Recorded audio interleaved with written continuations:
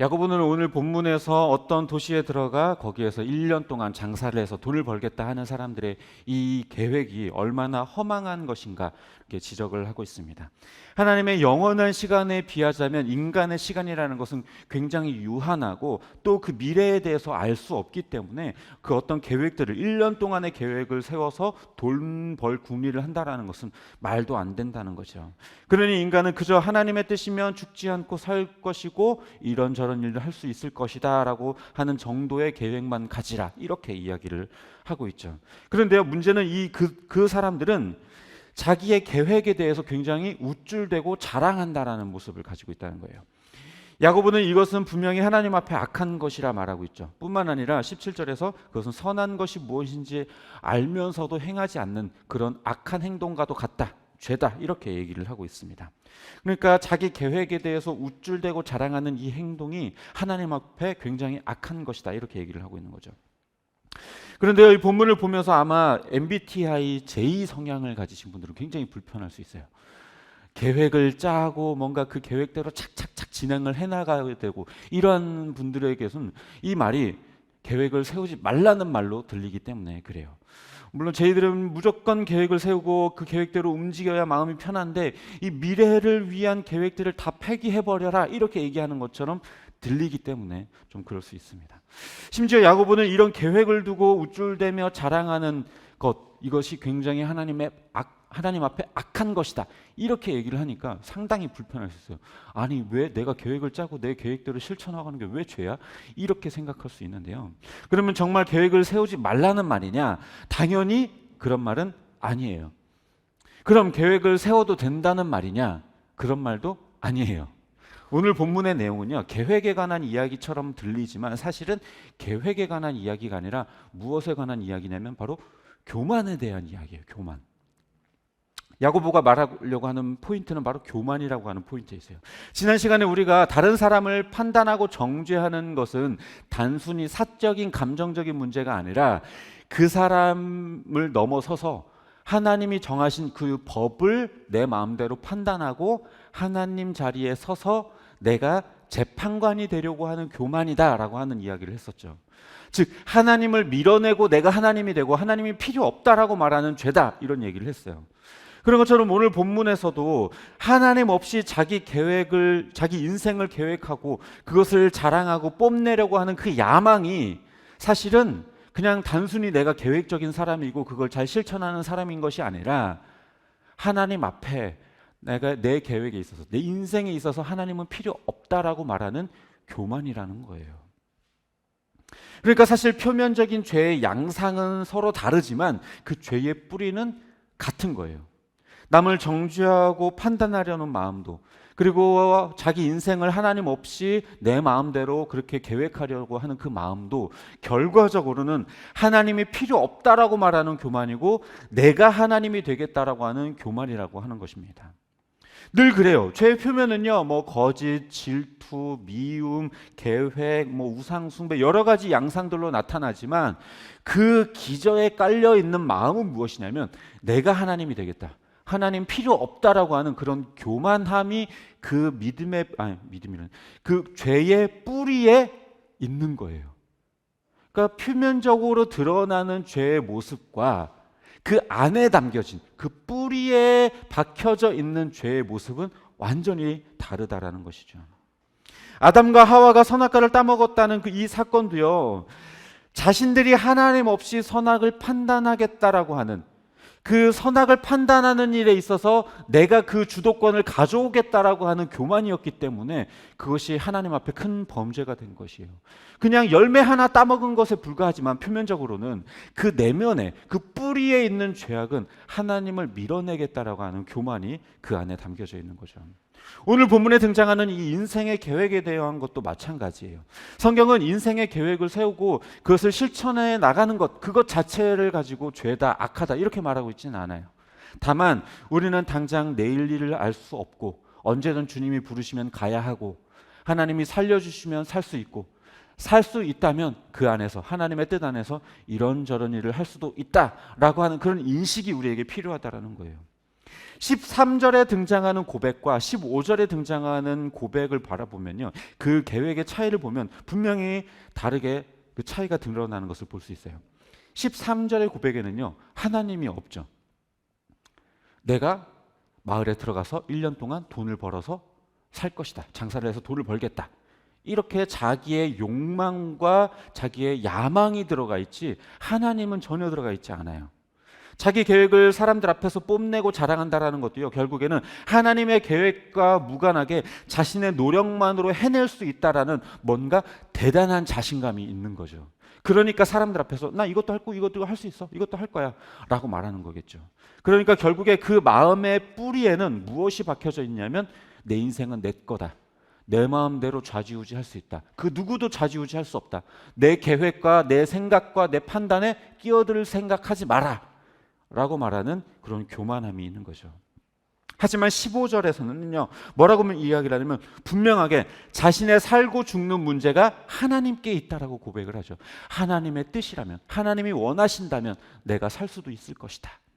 그리고 하나님의 뜻이라면 내가 이런 일도 저런 일도 할 수 있을 것이다, 이렇게 얘기를 하고 있어요.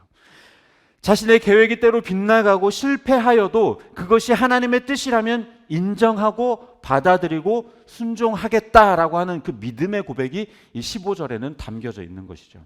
1년간 어느 마을에 가서 장사하고 돈을 벌겠다 말하는 것은요, 사실 그 자체로서는 그렇게 죄라고 말할 수는 없어요. 또 계획을 뚜렷하게 세우고 그 계획에 따라 실천하며 사는 것도 당연히 죄가 아닙니다. 아니, 죄가 아닌 정도가 아니라 상당히 권장되는 일이에요. 다만 하나님을 정말로 믿는 사람이라고 한다면 내일을 장담할 수 없고, 우리가 언제 이 세상을 떠나게 될 줄 모르고, 그러니 하나님의 뜻 안에서 이루겠다, 하나님이 원하신다면, 그것이 하나님의 뜻이라고 한다면 할 수 있을 것이다 라고 그렇게 겸손한 마음으로 살게 되어져 있어요. 그런데 그렇지 않고 마치 영원히 자신이 살 수 있는 것처럼, 마치 자신의 계획은 틀어지지 않는 것처럼 자신의 부와 계획을 자랑하고 드러내는 것은 곧 하나님을 부정하는 교만이라는 거고 말을 하고 있는 겁니다. 요즘 우리가 큐티에서 보고 있는 다윗, 이 다윗을 보면요, 그런 모습들이 훨씬 더 잘 드러나는 것을 알 수 있습니다. 얼마 전에 본 본문에서 다윗은요, 법궤를 모셔와서 이제 장막에 모시게 되었어요. 그런데 자기는 왕궁에 사는 것이 너무 민망하고 안타깝고 죄송했어요. 그래서 하나님의 이 법궤를 모실 성전을 짓기를 원했죠. 그래서 나단 선지자를 불러서 자기의 계획을 설명했고 이야기를 하니까 나단 선지자가 그것을 굉장히 기쁘게 여기고, 왕이여 바로 하십시오, 이렇게 얘기를 했어요. 그러나 하나님께서 나단 선지자에게 나타나셔서 나는 이것을 원하지 않는다. 물론 그 마음은 참 기특하다만 내가 어디 건물에 거하는 자냐? 그렇지 않아도 된다. 그리고 다른 본문에서는 나오지만 다윗의 손에 피가 많이 묻었기 때문에 그것을 허락치 않는다라고도 말씀하시죠. 그러니까 결과적으로 하나님의 뜻을 이 나단 선지자를 통해 전달받았을 때 다윗은요, 두 번 생각하지도 않았고 고민하거나 따지거나, 아니 그래도 이렇게 하는 게 더 낫지 않아요? 따져 묻지도 않았어요. 그냥 네 알겠습니다, 겸손히. 그러고 나서 그 다음 장에 보면 바로 하나님 앞에 나가서 감사 기도를 드리게 되죠. 이 사건뿐만 아니라 다윗은요, 모든 상황 속에서 하나님의 뜻이 늘 항상 먼저였어요. 자기의 계획과 자기의 상황, 이것이 먼저가 아니라 하나님의 뜻은 그래서 어디에 있는지, 내가 처한 상황 속에서 그럼 내가 이 다음 스텝을 밟을 때는 어떻게 해야 할지, 하나님의 뜻은 어디에 가 있는지, 이것을 항상 하나님께 물으면서 나아갔습니다. 한 번도 고집 부리지 않았어요. 심지어 예수님도요, 십자가를 앞에 두고 겟세마네 동산에서 기도하실 때 어떻게 기도하셨습니까? 하나님, 내가 너무나도 괴롭습니다. 이 쓴 잔을 내게서 피하게 해주십시오. 그러나 내 뜻대로 마시고 오직 하나님의 뜻대로 하여 주십시오라고 고백을 하고 기도했죠. 예수님조차도 하나님의 뜻 앞에 자기의 생각을 내려놓았어요. 자기의 입장과 자기의 상황들을 고집부리지 않고 내려놓았어요. 그런데 베드로는 어땠습니까? 예수님께서 이제 내가 십자가를 지겠다라고 말할 때 베드로는 예수님 무슨 말입니까? 거의 멱살만 안 잡았지, 따져 묻듯이. 예수님 그게 무슨 말입니까? 절대 그래서는 안 됩니다. 그런 일은 절대 있을 수 없습니다. 제가 가만두지 않을 겁니다. 이렇게 이야기를 했죠. 결과적으로 무슨 소리를 들었습니까? 예수님으로부터 사탄아 내 뒤로 물러가라 라고 하는 책망까지 듣게 되었습니다. 하나님의 뜻을 생각하지 않고 자기 생각과 고집을 예수님께 관철시키려 하는 모습을 보이게 되었었죠.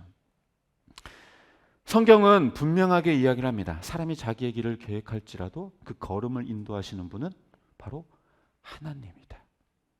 사람에게 많은 계획이 있어도 하나님의 뜻만 온전하게 서리라. 성경은 분명하게 이야기를 해요. 사람에게 아무리 많은 계획이 있고 좋은 계획이 있다 할지라도 그것들은 다 무너지고 오직 하나님의 뜻만 서게 된다. 하나님의 섭리만 온전하게 이루어진다라고 분명하게 이야기를 하고 있습니다. 우리가 아무리 훌륭하고 철저한 계획을 세워도요, 그 계획들은 결코 하나님의 뜻을 무너뜨릴 수 없다라는 거예요. 즉 우리는 유한한 존재이기 때문에 하나님의 뜻 앞에 순종하는 존재라는 것입니다. 그러니까 우리의 고백은 15절에서 말하는 것처럼 하나님의 뜻이라면 하는 것이 늘 고백되어져야 하는 것이죠.